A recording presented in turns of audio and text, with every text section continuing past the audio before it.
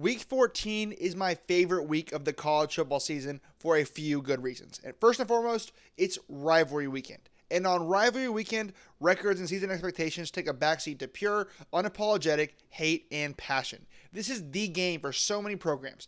Everything is on the line, whether playoff implications are involved or not. And if they are, even better. The second reason I love Week 14 of college football is that it falls on Thanksgiving weekend, which means football, family, friends, and a whole lot of great and not so great food. And the last reason is that Week 14 is when a lot of storylines finally come to a close. All season long, we're trying to figure out who's going to the conference championship games and who is still in the path to playoffs. And just like most years, nothing is decided until the final week of the regular season. That's when the puzzle finally starts to take shape. So sure, conference championship games are still going to matter, but the drama in Week 14 is peak college football. And believe it or not, no conference is locked up yet. So there is a ton to sort through. Before we jump into all those games though, please take a second to like, comment, subscribe. It helps this channel more than you know. And one last thing, I cannot break down every single game this weekend, so I picked the ones that I am the most excited for. Every rivalry game matters in one way or the other, but some have higher stakes, crazier storylines, or just more meaning this season. Those are the ones I'm covering, and trust me, I'll be watching a lot more than the ones I talk about here. So let's go ahead and get into it, starting with one of the two games that I personally believe every other game on Rivalry Weekend falls downstream of, and that is the Iron Bowl. Alabama versus Auburn. This is the game I've got circled more than any other game this weekend. One of the greatest rivalries in all of college football. A rivalry that has delivered some of the best, wildest, and most iconic games ever played in the sport. And I grew up in Harris County, Georgia, right in the heart of where this rivalry burns the hottest. So I know exactly how big this rivalry is. So trust me when I say the stakes this year are astronomically high. Now sure, Auburn has zero shot of making the playoffs, but they do have a shot at knocking Alabama out of the playoffs. And for Auburn, that is more than enough motivation. On top of that, Auburn is playing under an interim head coach who is straight up auditioning for the job. Win the Iron Bowl, and he may go from being an interim coach to a permanent coach. Plus, Auburn is also one win away from bowl eligibility, so yeah, everything is on the line. And I know what a lot of people are thinking. Auburn sucks, they have no offense. And that was true under Hugh Freeze. But that has not been the case as of lately. Since the Tigers defensive coordinator took over, the offense has suddenly shown up. I know it doesn't make a lot of sense, but it's true. They have 38 on Vanderbilt and 62 on Mercer, and they're getting real production with their quarterbacks not named Jackson Arnold. Do not write Auburn off so fast. And honestly, Auburn has been competitive in every major matchup they've played this season. Texas A&M, Georgia, Oklahoma, Missouri, and Vanderbilt. They've been right there in every single one of those games. So combine that with Jordan-Hare Stadium at night in the rivalry game, that's a different kind of energy. That's where the weird things happen. That's where we've seen miracles happen. Now, yes, Alabama is very good. They've got elite wide receivers, a Heisman-level quarterback, and a more talented roster overall. But they are not invincible. They struggle to run the ball. Their special teams are shaky, especially when it comes to kicking field goals. Their defense is not elite by Bama standards, and turnovers have been an issue. And on the road, they've shown some cracks. So something in my gut is telling me that an upset is brewing. Maybe I'm crazy, but this feels like one of those classic Jordan-Hare nights where voodoo magic is real. Give me Auburn to win the Iron Bowl. And now for the other massive showdown this weekend, the game. That's right, Ohio State versus Michigan, one of the greatest rivalries in the sport. And look, Ohio State is infamously 0-4 against the Wolverines over their last 4 matchups. 4 straight losses, all in years where Buckeyes were favored. So the question is this finally the year they break the streak? Or does Michigan continue to have a stronghold over this rivalry? On paper, it does feel like this should be Ohio State's moment. They are the number 1 team in the country. They've blown out every single team they played, and Michigan has looked, well, pretty average by their standards. But the thing is, every year has felt like the year for Ohio State. Even last season when Ohio State went on to win a national championship game, they still could not beat Michigan. And the Michigan team they lost to last year wasn't nearly as good as the Michigan team they're facing this year. So the tricky part for me is this. As incredible as Ohio State has looked with Jeremiah Smith and Julian Sayin, Caleb Downs, Cornell Tate, all elite talent, they just have not been tested at all. They might have the easiest schedule of any Power 4 playoff contender in the country. I'm not calling them frauds. They're absolutely loaded, but they are walking into this game without a single experience of a real 4-quarter fight. They have not had to come from behind. They have not had to win ugly. We genuinely don't know how this team responds under pressure. And honestly, I'm not really sure that Michigan counts as elite competition this year, except in this rivalry, they do.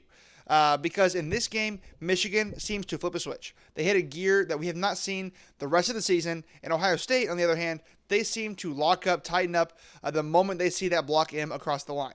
So while I truly believe that Ohio State is the better team, and while they might even go on to win another national title, I cannot pick them to win this matchup until they actually prove it on the field. Ohio State has to show me that they can beat Michigan. Until then, give me the Wolverines. Moving on to Tennessee versus Vanderbilt, and this game feels a lot different than it normally does. Normally, it's Vanderbilt trying to play spoiler to Tennessee season, but this year, Tennessee has the chance to spoil Vanderbilt's. Vanderbilt is a team with playoff hopes on the line. Tennessee, meanwhile, is playing for pride and probably a quality ball.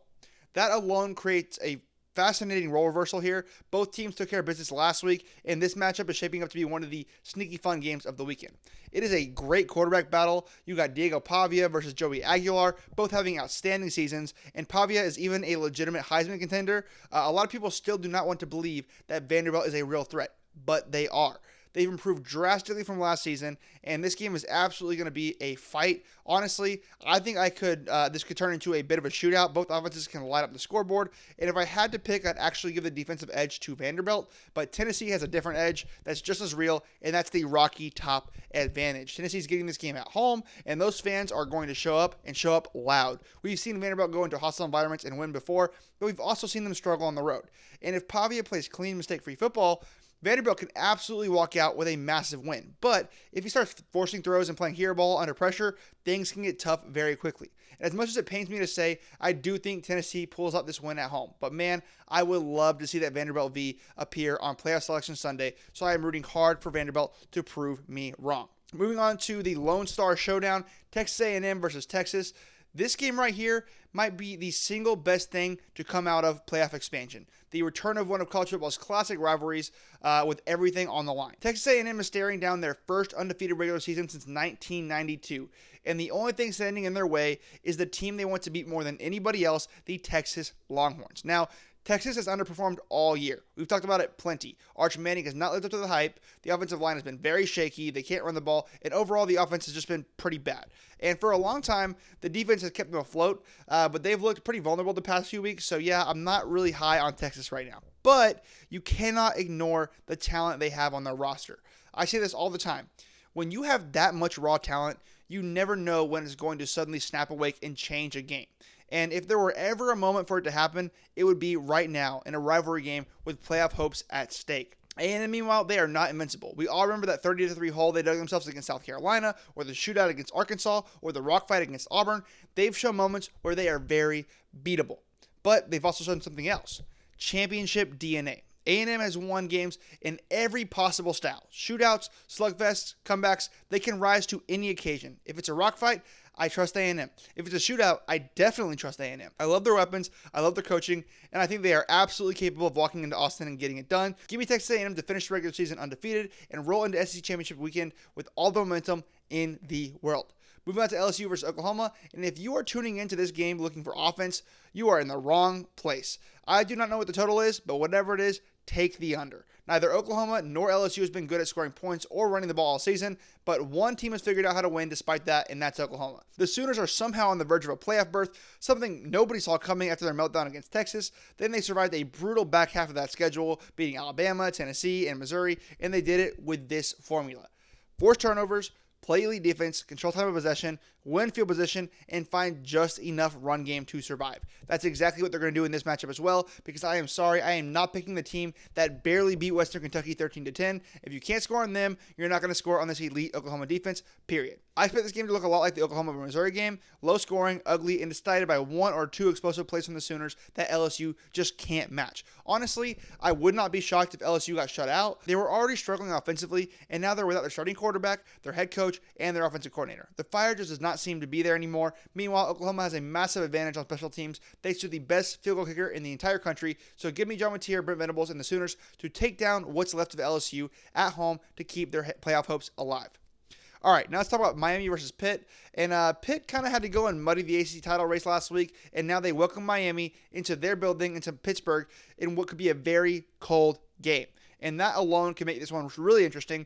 We've already seen Miami lose to teams with inferior rosters, SMU and Louisville, but ever since then, they've been running teams through a wood chipper. The question is, can they do that to Pitt? Pitt looked solid last week against Georgia Tech, but let's not forget they got absolutely pantsed by Notre Dame the week before, a team Miami has already handled. So which Pitt team shows up? For me, the weather is the X factor. Miami almost never plays in cold conditions, and that can suck the life out of even the most talented rosters. And Pitt, they are used to the cold, and they can still sling the rock. The offense is explosive, and the defense, well, they're not exactly elite. So if Miami's offense freezes up, Pitt could have a real advantage. And yes, Miami is bigger, they're faster, they're stronger, and they are way more talented on paper. But bad weather and worse coaching can level the playing field. We already know that Mario Cristobal is famously awful at clock management and rarely calls the game in a way that plays to his team's strengths. But man, that Pitt-Notre Dame game makes it really hard for me to choose Pitt here. Notre Dame threw them straight into the wood chipper, and Miami has done the same with NC State, Syracuse, and Stanford. You name it. I think this one is really competitive early, but eventually I think Miami takes over, and I really, really hope that doesn't mean that they end up being in the ACC championship game or the playoffs, because I really hate Miami. So please, Pitt, prove me wrong and beat the Hurricanes. Moving on to Georgia versus Georgia Tech, clean old-fashioned hate. Last year, Georgia Tech came into Sanford Stadium and pushed Georgia to the brink of 8 overtimes. Absolute insanity before they finally lost. This year, I do not think we get even close to that level of game, even with the game being in Atlanta. It's not that Georgia Tech is worse. Honestly, I think they're a little better than they were last year, but Georgia is a lot better. Yes, our secondary is a bit vulnerable, but that won't matter against the Tech team that would much rather run the ball than air it out. And Georgia has one of the best run defenses in the country, so that's a really tough recipe for the Yellow Jackets. I just don't see Texas sustaining drives, and honestly, this has blowout potential. I really trust Gunnar Stockton. I really trust the Georgia team, and I think they are peaking at the perfect time, while Tech feels like they are leaking oil a little bit. And so even though Tech will play their absolute heart outs, because a win here could put them in the playoff conversation, I just don't see it happening. Go Dogs. And last but not least, Ole Miss versus Mississippi State in the Egg Bowl. And unfortunately, most of the attention for this game will not be on the game itself. It will be on the Lane Kiffin situation. If you haven't heard, it is heavily reported that Lane Kiffin will announce he's leaving for the LSU job right after this game, potentially ditching his team right as they're trying to make a playoff run. The headlines are everywhere. Fans have seen it. I've seen it. You've seen it. And you know the players have seen it as well. When that cloud hangs over the program, weird things can happen. Are the players locked in? Are they frustrated? Are they playing for him or despite him? Nobody really knows. We saw them play a pretty ugly game against Florida with similar drama swirling around. So while Ole Miss is far better of a team in pretty much every single category, the off-the-field noise could legitimately affect this game. Still, I am picking Ole Miss. They are talented, they're explosive, they're tough, and they absolutely have the roster advantage to make a real playoff push here. But if Lane leaves, the ceiling drops fast, so they need him calling plays to maximize this run. So yes, big Egg Bowl on the field, maybe an even bigger one off the field. So let's see what chaos this rivalry cooks up. So those are my picks for the big games of the weekend. I cannot wait to see what happens, and I can't wait to discuss them with all of you guys in my next video, in the recap video. So I hope to see you guys next time. Peace.